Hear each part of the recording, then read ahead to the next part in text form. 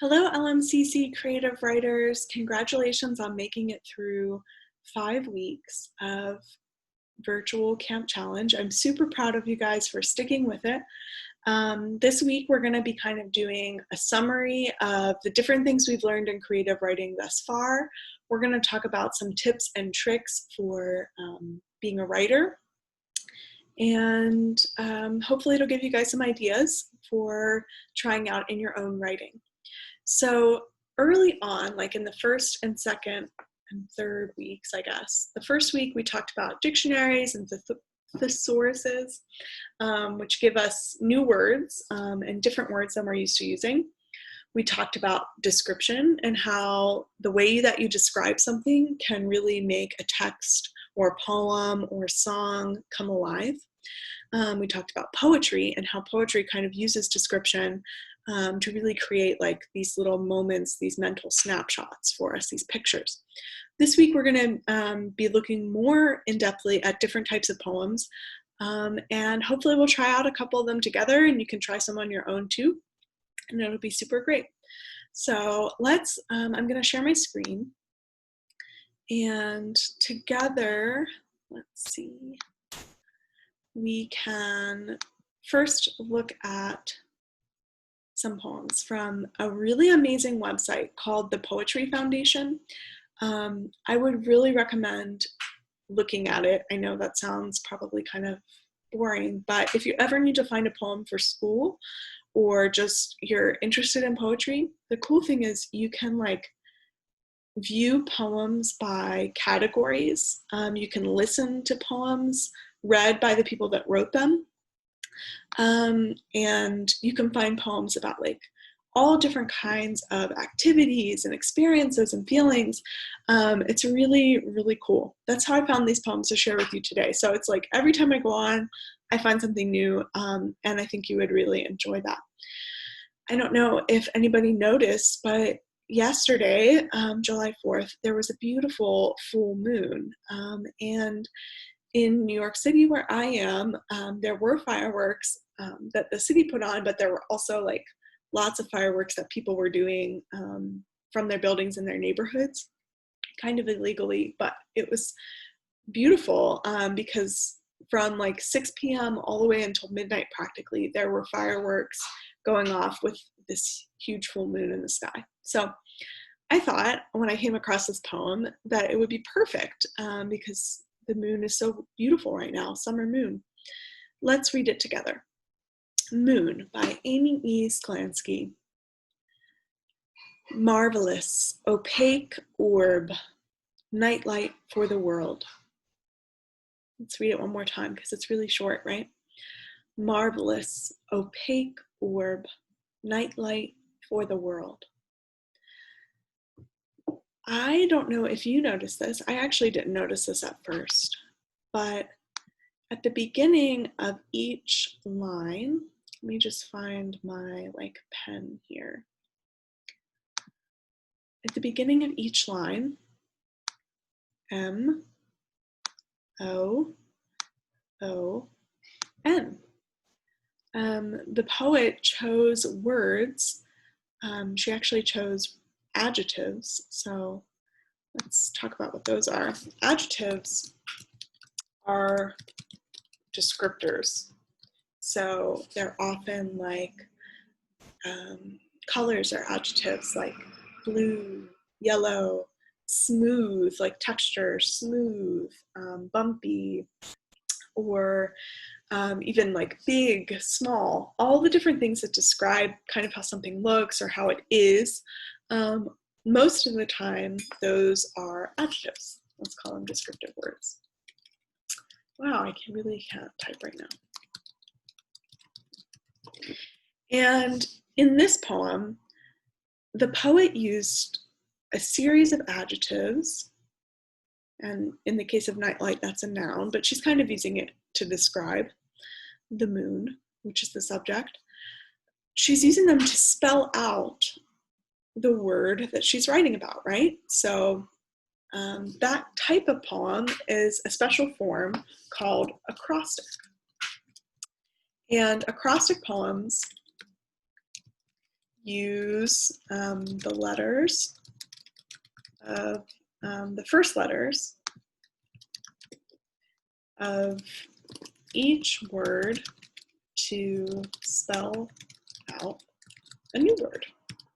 So hopefully you've maybe done this in school before, but you can do an acrostic poem with the letters in your name, or with a place, or another noun.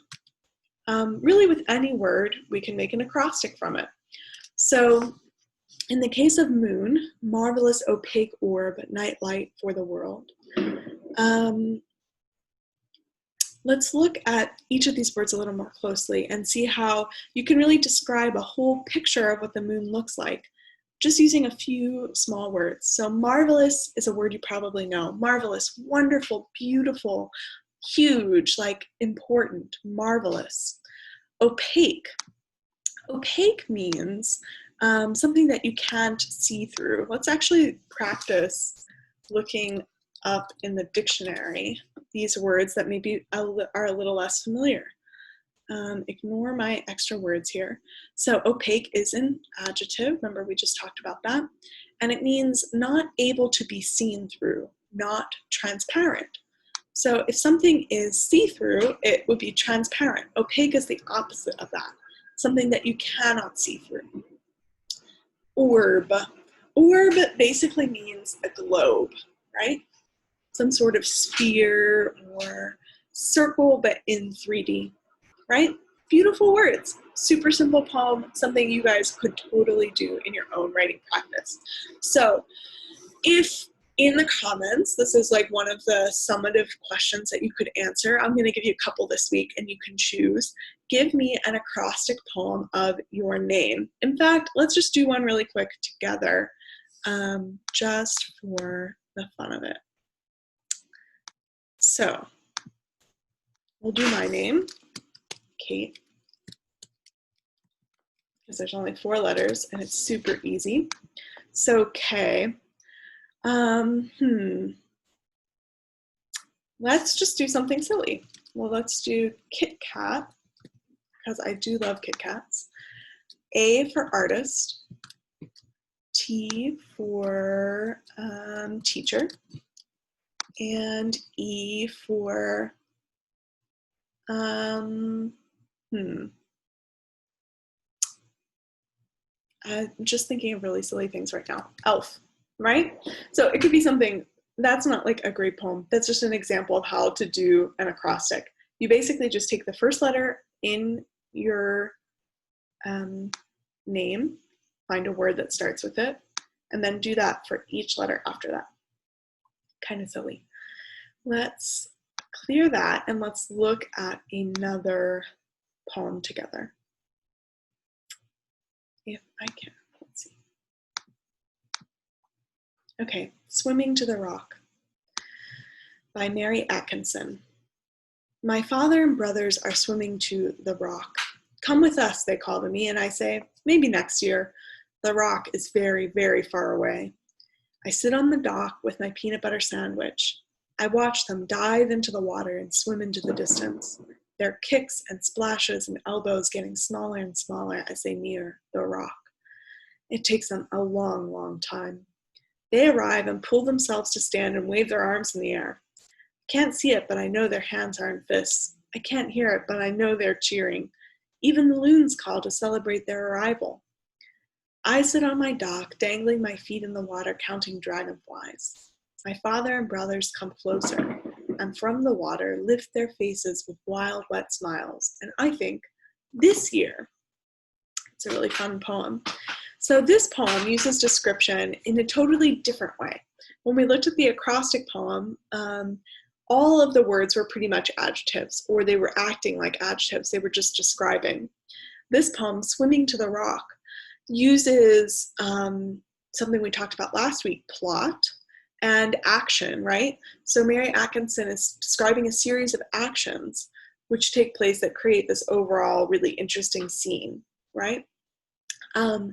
And she does use some descriptions like the peanut butter sandwich, like when you hear that, and she's sitting on the dock, she's got her legs in the water, you can totally feel what that would be like to be in her position. But for the most part, it's a pretty sparse poem. There's no fancy words. It's not, maybe the only word that you might not know is loons, which is a type of bird. But for the most part, the magic of this poem is not in, it's not in the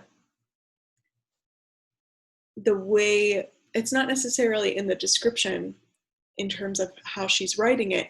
It's in the overall atmosphere that she gets at through describing a series of actions.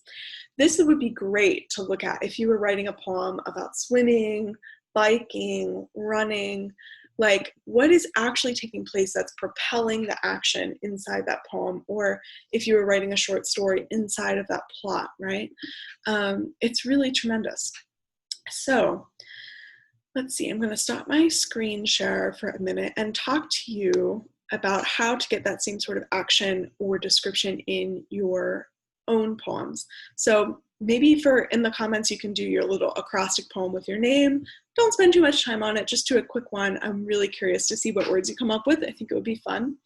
But in a bigger context, when you're writing about poetry or you're writing a story, you want to try to use descriptions that are really tangible, meaning they're adding the sense that this could be really happening to the person that's reading it, which is really, if you've ever read a story like that or even watched a movie, it feels so cool whenever you sense inside what's going on inside of the poem or the movie, the music, whatever. The way you get at that is by being really closely observant to things in your day-to-day life. And you might think, what do you mean? Like, life just happens, things just happen. Maybe you haven't spent a lot of time looking at something like a crack in the sidewalk or the bottom of a shoe. That sounds crazy, but you could actually write a whole story just by looking at someone's shoes easily. All this is leading to me to what I'm going to tell you. One of my major tips and tricks. Next week, we'll talk more about like what is it actually like to be a writer. But one of the biggest things that you can do right now, wherever you are, is to start keeping a little journal or notebook. It doesn't even have to be something that you write like full sentences in, but almost all professional writers do this in some way. You could even do it in your phone or on your computer. Just start noticing things that stand out to you, right? Like I think the first week I had you all write a letter to yourself. This is not as serious as that. It's like, oh, this beautiful, like I'm sitting right next to this really beautiful plant, right? And this plant is amazing because the bottom of it is purple and the top of it is green, right? And if I was writing a poem about this, I would probably just like start like leaf by leaf, looking really closely at that thing and describing it for myself. What does it feel like with my fingers? What does it look like? What does it smell like if it has a scent? All of these things, your senses, are what make your description so vital. So your first assignment is to write an acrostic poem. Your second assignment is to write, a poem using your 5 senses. So see, smell, taste, touch, hear. Like if you forgot, you can use your 5 fingers as a way to remember. And it could be as simple as starting with a template. In fact, let's just pull one up right now. Like this. Just give me 1 minute to get this shared with you all, and then we can look at this together. Okay, share screen, and I just have a blank page. So if you were writing a 5 senses poem, let's make my font big enough so that you can see it. And maybe you want to do this in your journal or in your diary. You would start with, it looks like, it smells like, maybe it doesn't have a smell, but if you choose something like going to the beach or going to the pool, that would be a great one to try. It tastes like, obviously don't if it's like a shoe or something, don't lick it. Like, use an appropriate sense of which senses are right for you in your poem. It feels like, which could be something like it actually feels in your hands, or it feels like internally. And which one am I missing? It sounds like. And I would love for you to try like choosing either an object or a person or a or an activity. And by person, it could also be like a character or something that a person does. So like if your mom makes chocolate chip cookies, you could write about her doing that. It could be basically whatever you want it to be, but using your 5 senses to fill in the blanks about describing that for someone else. That would be a great activity for you to try this week. So to summarize, in the comments, please leave your acrostic poem with your name and the things that describe you. Try to write a 5 senses poem if you can. Look up poems on the Poetry Foundation if you need inspiration. And I look forward to meeting with you next week. Okay, take care everybody, and I will see you soon.